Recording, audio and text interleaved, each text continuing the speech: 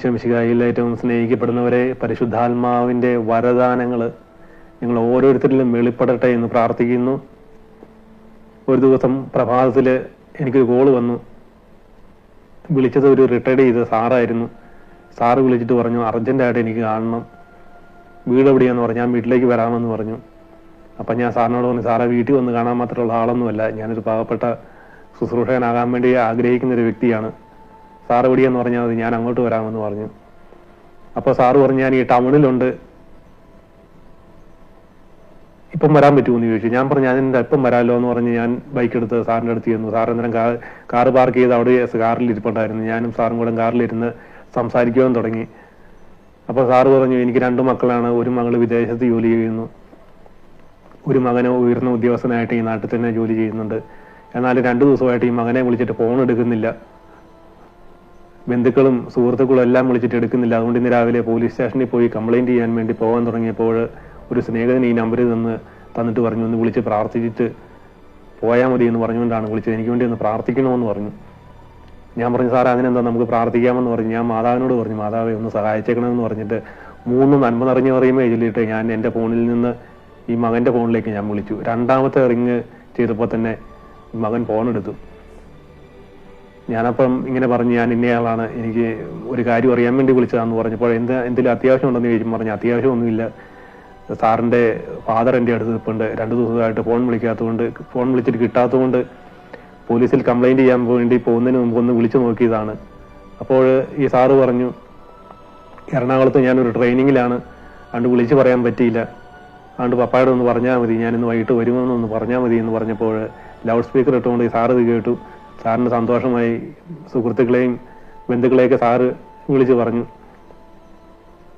അതിനുശേഷം സാർ എന്നോട് പറഞ്ഞു, എനിക്കൊരു കാര്യത്തിന് വേണ്ടി കൂടെ പ്രാർത്ഥിക്കണം, ഞാൻ വലിയ നിരാശയിലൂടെയാണ് കടന്നു പോകുന്നത്, എനിക്ക് ഉറക്കമില്ല, ഭക്ഷണം കഴിക്കാൻ പറ്റുന്നില്ല.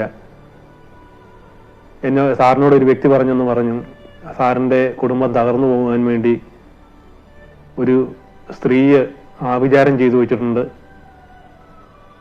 ഈ സാറിൻ്റെ വീട്ടിൽ ഒരു തമിഴ് സ്ത്രീ ജോലി ചെയ്യുന്നുണ്ടായിരുന്നു. ഈ സ്ത്രീ ഒരു ചുമല തുണിയിൽ ആഭിചാരം ചെയ്ത് വെച്ചിട്ടുണ്ട്, അതുകൊണ്ട് നിങ്ങളുടെ കുടുംബം തകർന്നു പോകുന്നു എന്ന് പറഞ്ഞപ്പം തൊട്ട് ഈ സാറിന് ഉറക്കമില്ല, ഭക്ഷണം കഴിക്കാൻ പറ്റുന്നില്ല, വലിയ നിരാശയിലൂടെയാണ് ഇങ്ങനെ കടന്നു പോകുന്നത്. സാറ് പറഞ്ഞു, എനിക്ക് വേണ്ടി ഒന്ന് പ്രാർത്ഥിക്കണമെന്ന് പറഞ്ഞപ്പോൾ ഞാൻ പറഞ്ഞു, അതിനെന്താ സാറേ, നമുക്ക് പ്രാർത്ഥിക്കാമെന്ന് പറഞ്ഞ് ഈ സാറിന് വേണ്ടി പ്രാർത്ഥിക്കാൻ തുടങ്ങിയപ്പോൾ ഞാനും കാണുന്നത് ഒരു ചുമല തുണിയിൽ പൊതിഞ്ഞിരിക്കുന്ന എന്തോ ഒരു സാധനമാണ് ഞാനിങ്ങനെ പ്രാർത്ഥിക്കാൻ തുടങ്ങിയപ്പോൾ കണ്ടത്. അപ്പം ഞാനും ഓർത്ത്, ഈ വ്യക്തി പറഞ്ഞത് ശരിയാണല്ലോ എന്ന് ഓർത്തപ്പോൾ പരിശുദ്ധാത്മാവിനോട് പറഞ്ഞു, വീണ്ടും സ്തുതിച്ച് പ്രാർത്ഥിക്കാൻ പറഞ്ഞു. അപ്പോൾ ഞാൻ സ്തുതിച്ച് പ്രാർത്ഥിക്കാൻ തുടങ്ങിയപ്പോൾ പരിശുദ്ധാത്മാവ് എന്നോട് പറഞ്ഞു, ഈ വ്യക്തിയോട്, സാറിനോട് ചോദിക്കാൻ പറഞ്ഞു, ഈ സ്ത്രീക്ക് നിങ്ങൾ സ്വർണം മേടിച്ചു കൊടുത്തിട്ടുണ്ടോ എന്ന് ചോദിക്കാൻ പറഞ്ഞു. ഞാനപ്പം സാറിനോട്, സാറേ ഈ സ്ത്രീക്ക് നിങ്ങൾ സ്വർണം മേടിച്ചു കൊടുത്തിട്ടുണ്ടോ എന്ന് ചോദിച്ചപ്പോൾ സാറ് പറഞ്ഞു, ഇത് ഹിന്ദുവായിട്ടുള്ള സ്ത്രീയാണ്, എന്നാലും ഞങ്ങൾ ഇവിടെ വന്നതിന് ശേഷം ഈശോയെക്കുറിച്ച് പറയുകയും ജപമാല ചെല്ലുവാനൊക്കെ ഞങ്ങളുടെ കൂടെ കൂടുകയൊക്കെ ചെയ്ത് ഈ സ്ത്രീയുമായിട്ട് നല്ലൊരു ബന്ധത്തിലാണ് പോയിക്കൊണ്ടിരുന്നത്, അതുകൊണ്ട് ഞങ്ങൾ ഈ സ്ത്രീക്ക് സ്വർണമൊക്കെ മേടിച്ചു കൊടുത്തിട്ടുണ്ട് എന്ന് പറഞ്ഞപ്പോൾ പരിശുദ്ധാത്മാവ് പറഞ്ഞു, ഈ സ്ത്രീ താമസിച്ചിരുന്ന റൂമിലെ അലമാരി തുറന്നൊന്ന് നോക്കാൻ പറയാൻ പറഞ്ഞു. അപ്പോൾ ഈ സ്ത്രീ പോയതിനു ശേഷം ഇവർ ഈ റൂമൊന്നും തുറക്കത്തില്ല. അതിനുശേഷം ഈ വ്യക്തി ഇങ്ങനെ ആഭിചാരം ചെയ്തിട്ടുണ്ടെന്ന് പറഞ്ഞുകൊണ്ട് ഇവർ ഈ റൂം തുറക്കാറേ ഇല്ലായിരുന്നു. അപ്പോൾ ഈ സാറ് വൈഫിനെ വിളിച്ച് പറഞ്ഞു, ഈ റൂം തുറന്ന് നോക്കാൻ പറഞ്ഞപ്പോൾ സാറിൻ്റെ വൈഫ് റൂം തുറന്നിട്ട് ഈ അലമാരി പരിശോധിച്ചപ്പോൾ അലമാരിക്കകത്ത് ഒരു ചുമല തുണി ഇരിപ്പുണ്ടായിരുന്നു. അത് തുറന്നു നോക്കിയപ്പോൾ ഇവ ഉപയോഗിച്ച ഈ വരവ് മാല, ഈ റോൾഡ് ഗോൾഡിന്റെ മാല അതിനകത്ത് പൊതിഞ്ഞ് വെച്ചിട്ടുണ്ടായിരുന്നു. ഇത് കേട്ട് കഴിഞ്ഞപ്പോൾ ഈ സാറിന് ആകെ, സാറ് ഇത്രയും നേരം ഡൗൺ ആയിരുന്ന സാറിന്റെ മുഖത്തൊരു സന്തോഷമായി, ഒരു പുഞ്ചിരിയായി. സാറന്നേരം പറഞ്ഞു, ഞാൻ ഇത്രയും നാളും എന്നെ തകർക്കുവാൻ വേണ്ടി ആഭിചാരം ചെയ്തു വെച്ചിരുന്നു എന്ന് പറഞ്ഞത് ഈ ഒരു റോൾഡ് ഗോൾഡിന്റെ പേരിലാണോ എന്നോർത്ത് സാറ് സാറിന്റെ മൈൻഡ് അങ്ങോട്ട് ഫ്രീ ആയി. പ്രിയപ്പെട്ടവരെ, ഞാനിത് പറയുമ്പോൾ നമ്മളിൽ പലരോടും ഇങ്ങനെ ആഭിചാരം ചെയ്തിട്ടുണ്ടെന്നൊക്കെ പലരും പറഞ്ഞിട്ടുണ്ട്. എന്നോടൊക്കെ ഒത്തിരി പേര് പണ്ട് പറഞ്ഞിട്ടുണ്ട്, നിനക്കെതിരെ ആഭിചാരം ചെയ്തു വെച്ചിട്ടുണ്ട്. അപ്പോഴൊക്കെ ഞാൻ പറയുന്ന അവരോട് പറയുന്ന ഒരൊറ്റ കാര്യമുള്ളൂ, കാരണം ഈ ആഭിചാരം ചെയ്യുന്ന വ്യക്തികളുടെ കുടുംബമുണ്ട്, അവർക്ക് കുടുംബം മുന്നോട്ട് പോകണം. അതുകൊണ്ട് എനിക്കെതിരെ ആഭിചാരം ചെയ്യാൻ പോകുന്ന വ്യക്തി ചെല്ലുമ്പോൾ അവർക്ക് പൈസ കൊടുക്കാതായാലും ക്യാഷ് കൊടുക്കാതെ ചെയ്യത്തില്ലല്ലോ. അങ്ങനെ എനിക്കെതിരെ ഒരാൾ ചെയ്യുമ്പോൾ അവരുടെ കുടുംബം ഒരു ദിവസത്തെ വരുമാനം അവർക്ക് ലഭിക്കുന്നുണ്ട്. അതിലോർത്ത് എനിക്ക് സന്തോഷം മാത്രമേ ഉള്ളൂ എന്ന് ഞാൻ പറയുമായിരുന്നു. എന്നാൽ ഈ സാറിന് ഈ സ്ത്രീയോട് വല്ലാത്ത ദേഷ്യമായി. കാരണം ഇത്രയും സഹായിച്ച ഒരു സ്ത്രീ ഞങ്ങൾക്കെതിരെ ചെയ്തു എന്ന് പറഞ്ഞ് ഈ സാറിന് ഈ സ്ത്രീയോട് ദേഷ്യം തോന്നിയപ്പോൾ, പ്രിയപ്പെട്ടവരെ, ഈ വ്യക്തി ഈ സാറിന്റെ നന്മയ്ക്ക് വേണ്ടിയാണോ, സാറിനെ നന്മയുണ്ടാകുവാൻ വേണ്ടിയാണോ ഈ സാറിനോട് ഇങ്ങനെ പറഞ്ഞത്, നിങ്ങൾക്കെതിരെ ഒരാൾ ആഭിചാരം ചെയ്തു വെച്ചിട്ടുണ്ട് എന്ന് പറഞ്ഞത്? പ്രിയപ്പെട്ടവരെ, നിങ്ങൾ ചിന്തിക്കേണ്ട ഒരു കാര്യമുണ്ട്. ഈ സാറിനോട് നിങ്ങൾക്കെതിരെ ഈ സ്ത്രീ ആഭിചാരം ചെയ്തു വെച്ചിട്ടുണ്ട് എന്ന് പറയുമ്പോൾ ഈ സാറിന്റെ ഉള്ളിലേക്ക് വെറുപ്പും വിദ്വേഷവും ഇട്ടുകൊടുക്കുകയാണ് ചെയ്തത്. 10 കൽപ്പനയിലെ 5-ാം പ്രമാണമായ സഹോദരനെ ദേഷിക്കുക എന്ന് പറയുന്ന, കൊല്ലരുത് എന്ന് പറയുന്ന ആ ഒരു പ്രമാണം ലംഘിക്കുവാൻ വേണ്ടി സാറിന് പ്രേരണയിട്ട് കൊടുത്തപ്പോൾ സാറ് ഈശോയുടെ പക്ഷത്തേക്കാണോ വന്നത്, പിശാചിന്റെ പക്ഷത്തേക്കാണോ ഈ സാറിനെ പറഞ്ഞു വിട്ടത്? പ്രിയപ്പെട്ടവരെ, നമ്മുടെ ജീവിതത്തിൽ ഇതുപോലെ നെഗറ്റീവായിട്ടുള്ള കാര്യങ്ങൾ, അല്ലെ നിങ്ങൾക്കെതിരെ ആഭിചാരം ചെയ്തു വെച്ചിട്ടുണ്ട് എന്നൊക്കെ പറയുമ്പോൾ ഒരിക്കലും നിങ്ങളിത് സ്വീകരിക്കരുത്. ഇത് നമ്മൾ സ്വീകരിച്ചു കഴിഞ്ഞിട്ടുണ്ടെങ്കിൽ നമ്മുടെ മൈൻഡിലേക്ക് ഇത് കയറും, മൈൻഡിൽ ഇത് പ്രവർത്തിക്കും. പിന്നെ ഇല്ലാത്ത അസുഖങ്ങളായി, ഇല്ലാത്ത പ്രശ്നങ്ങളായി ഇതെല്ലാം നമ്മൾ തന്നെ ഇത് വിളിച്ചു വരുത്തുകയാണ് ചെയ്യുന്നത്. ഞാൻ ഈ പലരോടും ഈ ആഭിചാരത്തെക്കുറിച്ചൊക്കെ പറയുമ്പോൾ ഇവർ പറയുന്ന ഒരു കാര്യമുണ്ട്. സംഖ്യ 23-ാം അധ്യായം 23-ാം വാക്യം, യാക്കോബിന് ആഭിചാരം ഏൽക്കുകയില്ല, ഇസ്രായേലിന് ക്ഷുദ്രവിദ്യ ഫലിക്കുകയുമില്ല. ഈ വചനം പറഞ്ഞിട്ട് ഇങ്ങനെ പറയും. ഇന്ന് തന്നെ ഒരാളിങ്ങനെ വിളിച്ചപ്പോൾ ഇത് പറഞ്ഞ ഒരു കാര്യമാണ്. കാരണം നമ്മൾ യാക്കോബല്ല, ഇസ്രായേലല്ല, അതുകൊണ്ട് നമുക്കെതിരെ ഇതൊക്കെ ചെയ്തു കഴിഞ്ഞാൽ ഇതൊക്കെ ഫലിക്കും എന്ന് പറയും. പ്രിയപ്പെട്ടവരെ, ഞാൻ ഒറ്റ ഒരു കാര്യം പറയാം. ഈ പഴയ നിയമത്തിലെ ന്യായാധിപന്മാരുടെ പുസ്തകത്തിലെ ശക്തനായ ഒരു ന്യായാധിപനായിരുന്നു സാംസണ് ദൈവത്തിന്റെ പരിശുദ്ധാത്മാവിന്റെ ശക്തി വ്യാപരിച്ച് ഈ സാംസനെ ഫിലിസ്തര് കയറുകൊണ്ട് ബന്ധിക്കുമ്പോൾ പരിശുദ്ധാത്മാവിന്റെ ശക്തിയാലെ ഈ കയറ് കരിഞ്ഞ് ചണനൂലായിട്ട് പോകുന്നതൊക്കെ നമ്മൾ പഴയ നിയമത്തിൽ വായിച്ചിട്ടുണ്ട്. എന്നാൽ പാപം ചെയ്തു കഴിയുമ്പോൾ സാംസണിൽ നിന്ന് ഈ പരിശുദ്ധാത്മാവ് അകന്നു പോവുകയും ഈ ശക്തി നഷ്ടപ്പെടുകയും ചെയ്യുന്നതായിട്ട് നമ്മൾ വായിക്കുന്നുണ്ട്. ഇതുപോലെ തന്നെ ദാവീദ് രാജാവ് പാപം ചെയ്തു കഴിയുമ്പോൾ സങ്കീർത്തനം 51:11 നമ്മൾ വായിക്കാറുള്ള ഒരു സങ്കീർത്തനമാണ്. അതിൽ പറയുന്നുണ്ട്, കർത്താവെ, അങ്ങയുടെ പരിശുദ്ധാത്മാവിനെ എന്നിൽ നിന്ന് എടുത്തു കളയരുത് എന്നൊക്കെ ദാവീദ് രാജാവ് കർത്താവിനോട് കരഞ്ഞ് പ്രാർത്ഥിക്കുന്ന ഭാഗം. എന്നാൽ പുതിയ നിയമത്തിലേക്ക് വന്നു കഴിയുമ്പോൾ ഈശോ നമുക്ക് തരുന്നൊരു വാഗ്ദാനമുണ്ട്. യോഹന്നാന്റെ സുവിശേഷം 14-ാം അധ്യായം 16-ാം വാക്യം, ഞാൻ പിതാവിനോട് അപേക്ഷിക്കുകയും എന്നേക്കും നിങ്ങളോട് കൂടെയായിരിക്കുവാൻ മറ്റൊരു സഹായകനെ നിങ്ങൾക്ക് തരികയും ചെയ്യുമെന്ന്.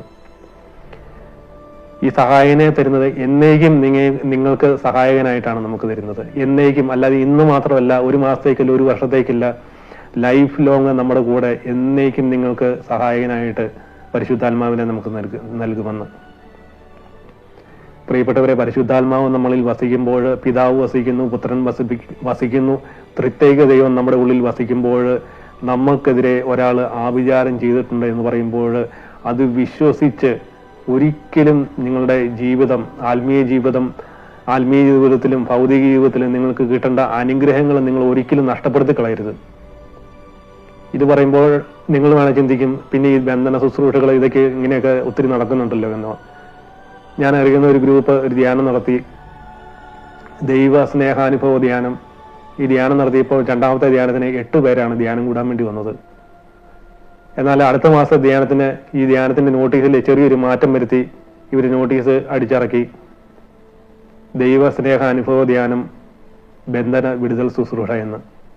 അടുത്ത ധ്യാനത്തിന് സീറ്റ് ഫുള്ളായിട്ട് ആൾക്കാർ വന്നു. പ്രിയപ്പെട്ടവരെ, ദൈവസ്നേഹത്തെക്കുറിച്ചും ദൈവത്തെങ്കിലേക്ക് അടുപ്പിക്കുന്ന കാര്യങ്ങളെക്കുറിച്ചും പറയുമ്പോൾ അതിന് താല്പര്യമില്ലാതെ ബന്ധനത്തെക്കുറിച്ച് പറയുമ്പോൾ ബന്ധനത്തിന് താല്പര്യം കൊടുക്കുന്ന ഒത്തിരി ആൾക്കാരുണ്ട്. പ്രിയപ്പെട്ടവർ, ഒരിക്കലും ബന്ധനത്തിന് പ്രാധാന്യം കൊടുത്ത് ബന്ധനത്തിന്റെ പുറകെ പോകരുത്. ആഭിചാരത്തെക്കുറിച്ച് പറയുമ്പോൾ ഞാൻ പറയുമ്പോൾ നിങ്ങൾക്ക് വിശ്വസിക്കാൻ പറ്റത്തില്ലായിരിക്കും. എന്നാൽ വചനത്തിൽ പൗലോസ്ലീഹ ഗലാത്യക്കാരോട് പറയുന്ന ഒരു വചനഭാഗമുണ്ട്. 3-ാം അധ്യായം 1-ാം വാക്യം, യേശുക്രിസ്തു നിങ്ങളുടെ കൺമുമ്പിൽ ക്രൂശിതനായി ചിത്രീകരിക്കപ്പെട്ടിരിക്കെ നിങ്ങളെ ആരാണ് ആഭിചാരം ചെയ്തതെന്ന് പൗലോസ്ലീഹ ഗലാത്യക്കാരോട് ചോദിക്കുന്ന ഒരു ഭാഗമാണ്. ഈശോ നമ്മൾക്ക് വേണ്ടി കുരിശിൽ മരിച്ച് പൊന്നു തമ്പുരാന് നമ്മൾക്ക് വേണ്ടി കുരിശിൽ മരിച്ച് ഇത്രമാത്രം സഹനങ്ങൾ സ്വീകരിച്ച് കുരിശിൽ മരിച്ചത് നമ്മുടെ പാപങ്ങൾക്ക് പരിഹാരമായിട്ടാണ്. അപ്പോൾ ആരെങ്കിലും ഒരാൾ നമ്മൾക്കെതിരെ ആവിചാരം ചെയ്തിട്ടുണ്ട് ഇങ്ങനെയൊക്കെ പറയുമ്പോൾ നമ്മളതൊന്നും കേട്ട് വിശ്വസിച്ച് നമ്മുടെ ഹൃദയത്തിൽ അത് കൊണ്ടു നടക്കല്. ഇല്ലാത്ത രോഗങ്ങള്, ഇല്ലാത്ത തകർച്ചകള്, ഇല്ലാത്ത കടബാധ്യതകള്, ഇല്ലാത്ത പ്രശ്നങ്ങള് നമ്മൾ തന്നെ വിളിച്ചു വരുത്തുകയാണ് ചെയ്യുന്നത്. പ്രിയപ്പെട്ടവരെ, ഇത് കേൾക്കുന്ന ആരെങ്കിലും ഇതുപോലെ ആവിചാരം ചെയ്തിട്ടുണ്ട് എന്നൊക്കെ കേൾക്കുകയോ അല്ല ആരുടെയും പറയുകയോ ഒക്കെ ചെയ്തിട്ടുണ്ടെങ്കിൽ യേശുവിന്റെ രക്തം വിളിച്ച് അത് കഴുകി പ്രാർത്ഥിക്കണം. ഈ നെഗറ്റീവ് വാക്കുകളെ ഒരിക്കലും നമ്മളിത് കൊണ്ടു നടക്കാൻ വേണ്ടിയുള്ളവരല്ല. ഇന്നു മുതൽ ഈ കേൾക്കുന്നവര് ഇന്നു മുതൽ ആരെങ്കിലും നിങ്ങളോട് ആവിചാരം ചെയ്തിട്ടുണ്ട് എന്ന് പറയുമ്പോൾ നിങ്ങളത് സന്തോഷത്തോടുകൂടി പറയണം. ഒരു കുഴപ്പമില്ല, ഞാനത് സ്വീകരിച്ചിരിക്കുന്നു എന്ന് പറയാനുള്ള ചങ്കൂറ്റം കാണിക്കണം. കാരണം എന്റെ ഉള്ളില്, നിങ്ങളുടെ ഉള്ളില് മാമോദീസായിലൂടെ വന്ന പരിശുദ്ധാത്മാവാണ് വസിക്കുന്നത്. ആവിചാരത്തിനുള്ള പ്രാധാന്യം കൊടുക്കേണ്ടത്, ബന്ധനത്തിനുള്ള പ്രാധാന്യം കൊടുക്കേണ്ടത് എന്റെ ഉള്ളിൽ വസിക്കുന്ന ത്രിത്വൈക ദൈവത്തിന് നിങ്ങൾ പ്രാധാന്യം കൊടുക്കുമ്പോൾ നിങ്ങളുടെ കുടുംബത്തിലേക്ക്, നിങ്ങളുടെ ജീവിതത്തിലേക്ക് വലിയ ദൈവാനുഗ്രഹങ്ങൾ കടന്നു വരും. പ്രിയപ്പെട്ടവരെ, നിങ്ങൾ ഓരോരുത്തർക്കും വേണ്ടി ഞാൻ പ്രാർത്ഥിക്കുന്നതാണ്. ഇതുപോലെയുള്ള ഭയത്തിന്റെ അടിമത്തത്തിലൂടെ കടന്നു പോകുന്ന വ്യക്തികളിൽ നിന്ന് യേശുവിന്റെ നാമത്തില് ഭയങ്ങളെ വിട്ടുമാറുവാൻ വേണ്ടി ഞാൻ പ്രാർത്ഥിക്കുന്നു. പരിശുദ്ധാത്മാവിന്റെ കൃപാവരങ്ങൾ നിറയപ്പെട്ട് നിങ്ങൾ ഓരോരുത്തരും ആത്മാവിൽ ശക്തിപ്പെടുവാൻ നിങ്ങൾക്ക് വേണ്ടി ഞാൻ പ്രാർത്ഥിക്കുന്നതാണ്. പരിശുദ്ധ അമ്മയുടെ മാധ്യസ്ഥവും വിശുദ്ധ മിഖായേൽ ദൂതന്റെ സംരക്ഷണവും നിങ്ങളോട് കൂടെ ഉണ്ടായിരിക്കട്ടെ എന്ന് പ്രാർത്ഥിക്കുന്നു. Ave Maria, praise the Lord, hallelujah.